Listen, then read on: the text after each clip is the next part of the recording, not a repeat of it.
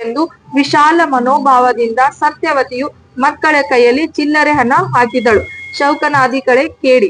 ಅಮಾಯಕಳಾದ ಸತ್ಯವತಿಯು ಚಿಕ್ಕ ಮಕ್ಕಳ ಸಂತೋಷಕ್ಕಾಗಿ ಹಣ ಕೊಟ್ಟಳು. ಆದರೆ ಕುಸ್ಥಿತರಾದ ಅವರು ಮಾತೆಯರ ಮಾತಿನಂತೆ ಆ ಮಕ್ಕಳು ಚಿಲ್ಲರೆ ಹಣದಿಂದ ಹುಳಿ ಪದಾರ್ಥಗಳನ್ನು ಕೊಂಡು ತಿಂದರು. ಅದರಿಂದಾಗಿ ಸಂತೋಷ ಮಾತೆಯ ವ್ರತಕ್ಕೆ ಭಂಗ ಉಂಟಾಯಿತು. ಈ ವಿಷಯವು ಸತ್ಯವತಿಗೆ ತಿಳಿಯದು. ಅದೇ ಸಮಯಕ್ಕೆ ಸರಿಯಾಗಿ ರಾಜಭಟ್ಟರು ಬಂದು ಸತ್ಯವತಿಯ ಪತಿ ಶ್ರೀಕರನನ್ನು ಬಂಧಿಸಿ ರಾಜನಲ್ಲಿಗೆ ಕೊಂಡೊಯ್ದರು. ಉದ್ಯಾಪನದ ದಿನ ನಿರಪರಾಧಿಯಾದ ತನ್ನ ಪತಿಯನ್ನು ರಾಜಭಟ್ಟರು ಹಿಡಿದುಕೊಂಡು ಹೋದುದಕ್ಕೆ ಸತ್ಯವತಿಯು ಮರಗಿದಳು.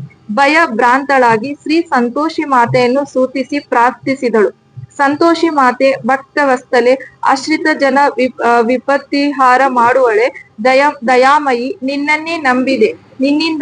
ನನ್ನಿಂದ ಅಪಚಾರವಾಗಿದ್ದರೆ ಕ್ಷಮಿಸು. ಒಂದು ವೇಳೆ ನನ್ನ ಪತಿ ಅಪಚಾರ ಮಾಡಿದ್ದರೆ ಮುನಿಸು. ನಮ್ಮ ಅವಿವೇಕವನ್ನು ಮನ್ನಿಸು. ನಮ್ಮನ್ನು ಕಾಪಾಡು. ನಮಗೆ ಬೇರೆ ರಕ್ಷಕರಿಲ್ಲ ಎಂಬುದಕ್ಕೆ ದೇವಿಯನ್ನು ಪ್ರಾರ್ಥಿಸಿದಳು. ಸೂತ ನಿಂತಿದ್ದನು. ಶೌಕನಾದಿಗಳೇ ಕೇಳಿ.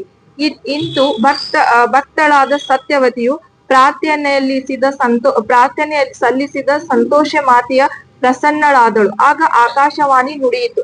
ಮಗಳೇ ಸತ್ಯವತಿ, ಚಿಂತಿಸಬೇಡ.